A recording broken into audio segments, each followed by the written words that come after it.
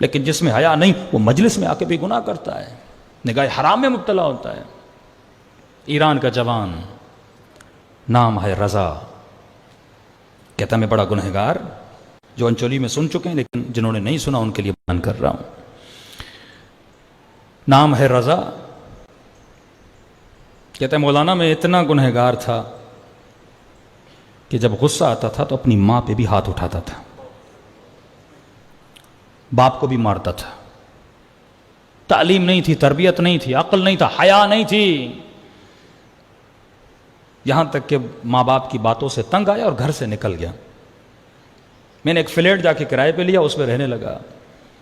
راتوں کو دوست آتے تھے، دوستوں کے ساتھ مل کے کبھی جوا کھیلتا، کبھی شراب پیتا، کبھی بدکاری کرتا۔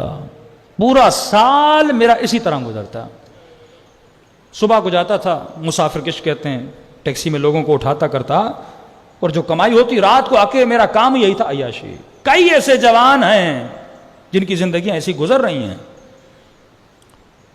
تو کہتا ہے محرم کا مہینہ شروع ہو گیا، پہلی محرم کوئی دوست نہیں آیا، دوسری محرم کوئی دوست نہیں آیا، 6 محرم ہو گئے کوئی آ ہی نہیں رہا میرے پاس۔ میں نے فون کیا دوستوں کو، کہ کیا ہوا ہے، تم لوگ کیوں نہیں آ رہے؟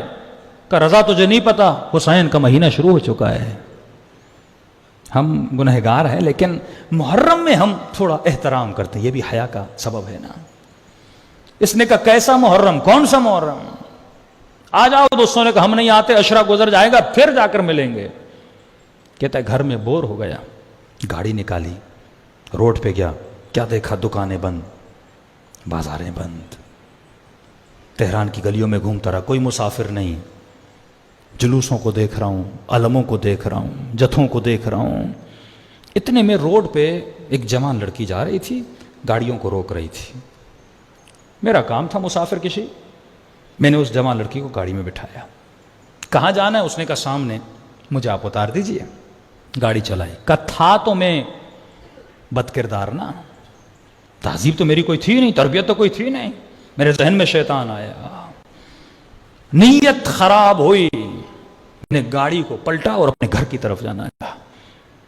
یہ جوان بچی پریشان ہوئی، کہا آپ کہاں جا رہے ہیں؟ میں نے اپنے ارادہ بتایا اسے، وہ ڈر گئی، کانپنے لگی، وجود کانپنے لگا۔ اس نے کہا تجھے شرم نہیں آتی؟ حسین کا محرم ہے، عزاداری کا مہینہ ہے، لیکن جو بے شرم ہو وہ مجلس سے بھی نہیں مڑتا، وہ جلوس میں بھی حیا ہی کرتا ہے، جس کے وجود میں حیا نہ ہو۔ اس نے کہا کیسا محرم، کون سا محرم؟ مجھے جو کرنا ہے میں کروں گا۔ کہتا ہے وہ رونے لگی جوان بچی۔ اس نے کہا محرم کا حیا نہیں کرتے، میں سید ذاتی ہوں، میرا حیا کر۔ کہتا ہے پھر بھی میں باز نہیں آیا۔ اس نے کہا اگر میرے سید ہونے کا حیا نہیں کرتے، میری اماں زہرا کا حیا کر، میری دادی زہرا کا حیا کر۔ کہ جیسے بی بی کا نام سننا تھا، پتہ نہیں مجھے کیا ہوا، غیرت جاگ اٹھی میری۔ میں نے کہا کہاں جانا ہے؟ کہا میں اس حسینیہ میں امام بارگاہ مجلس سننے جا رہے تھے، مجھے وہاں اتار دے۔ کہتا میں نے گاڑی کو پلٹا، اس امام بارگاہ پہ پہنچا، اس خاتون کو اتارا۔ جیسے اتارا تو مجھے کہنے لگی کہ میں اپنی اماں زہرا سے تیرے لیے دعا کروں گی۔ تم نے میری ماں کے نام کا حیا کیا نا، تو چاہتا تو گناہ کرتا، میں بے بس تھی، بگڑ چکی تھی یہ منظر دیکھ کر۔ اور جب اس نے واسطہ دیا، ماں باپ کے گھر جہاں پر ہے، گاڑی کو روکا اور میں گیا امی کے گھر، دروازہ کھولا، گھر میں کوئی نہیں۔ کیا کرتا؟ میں نے ٹی وی کو آن کیا۔ کہتا جیسے ٹی وی آن کیا تو اتفاق سے ٹی وی پہ جنت البقیع دکھایا جا رہا تھا، اور مسائے پڑھنے والا جناب سیدہ کے مسائے پڑھ رہا تھا کہ مسلمانوں نے نبی کی بیٹی کا حیا نہیں کیا، اتنے گھنٹے دربار میں کھڑی رہی لیکن حق نہیں دیا، اسی نبی کی بیٹی کے پہلو پر آگ بھرا دروازہ گرایا۔ کہتا یہ سن کر میرا کلیجہ پھٹنے لگا، اتنے بے حیا تھے مسلمان۔ کہتا میری آنکھوں سے آنسو نہیں رک رہے تھے۔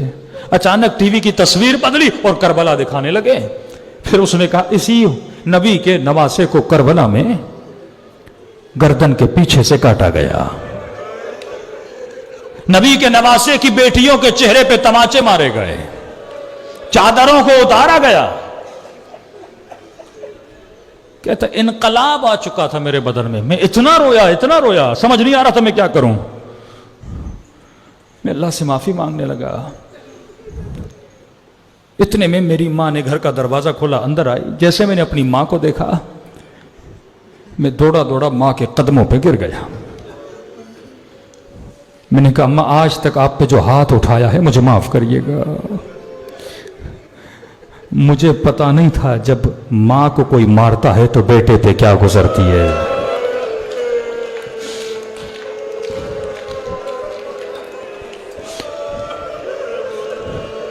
हमारे उस्ताद कहते थे, तसव्वुर करो किसी गली में तुम्हारी मां को कोई तमाचा मारे।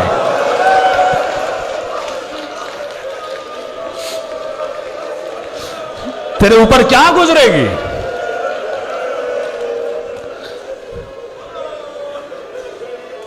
कहती है मेरी मां ने बड़े प्यार से मेरा सर उठाया और मुझे कहा कि रजा तू आज बदला बदला लग रहा है, तू वो नहीं है जिसे मैंने छोड़ा था। तो कहते मैंने रोकर कहा अम्मा, हुसैन ने मुझे बदल दिया है। मैंने कहा अम्मा कहां से आ रही हो? कहा मजलिस से आ रही हूं, घर में कुछ काम था। कहा मुझे मजलिस से इमाम हुसैन में लेकर चलो। ये मजलिसें वजूद बदल देती हैं, लम्हों में किरदार बना देती हैं। का एक मर्तबा मजलिस में गया, सारे मोहल्ले वाले जानते थे कई सालों से मैं नहीं आया था, इस जवान को क्या हुआ जो आज मजलिस में आया है। कहता बहुत रोया।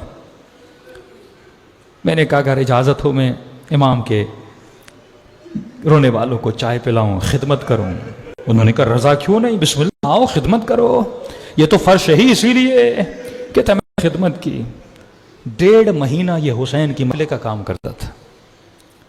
कहता एक दिन मेरे पास आया और कहने लगा रजा, फला मोमिन को अपने साथ ले जाना था लेकिन बीमार हो गया है, अगर तू राजी हो जाए तो फ्री में एक बंदे को मैं करबला ले जा सकता हूं। कहते आंखों से आंसू आ गए। मैंने कहा इतनी जल्दी हुसैन राजी भी हो गए? वल्लाह जब उनकी निगाह पड़ती है ना तो सदियों का सफर दिनों में गुजरता है, सदियों का सफर। कितने भी गुनाह किए हों लेकिन तू आमादा तो हो जा, फिर देख वो तेरे ऊपर कैसी निगाह डालते हैं। मैंने कहा और क्या चाहिए?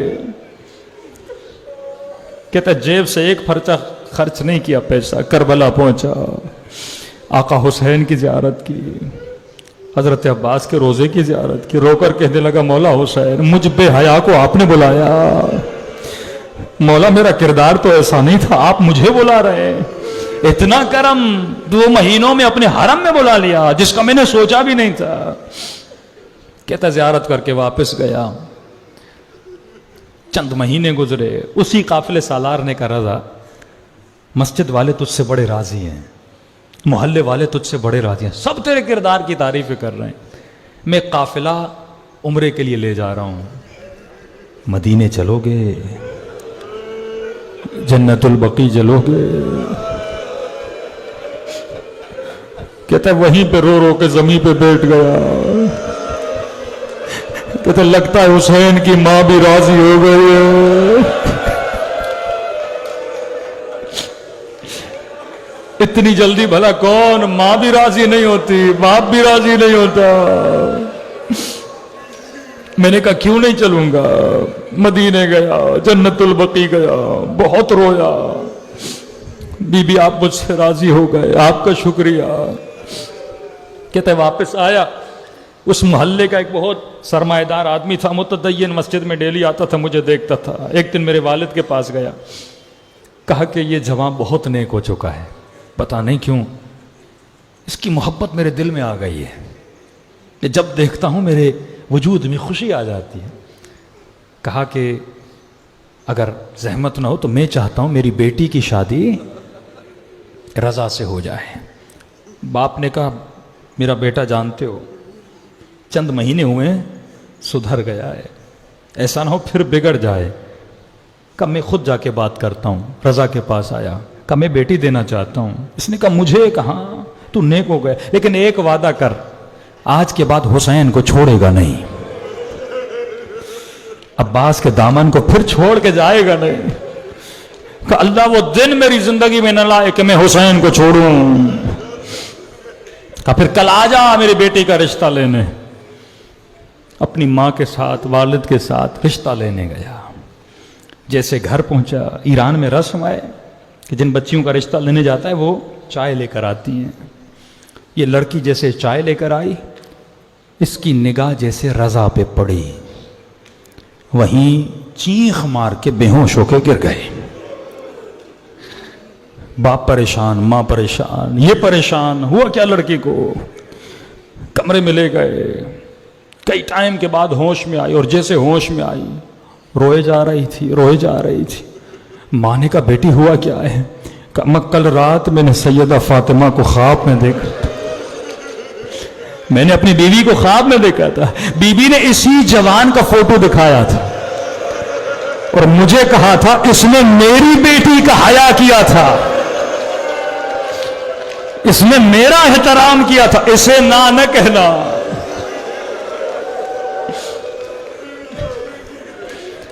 کسی سید زادی کا بھی کوئی حیا کرے تو سیدہ دعا دیتی ہے.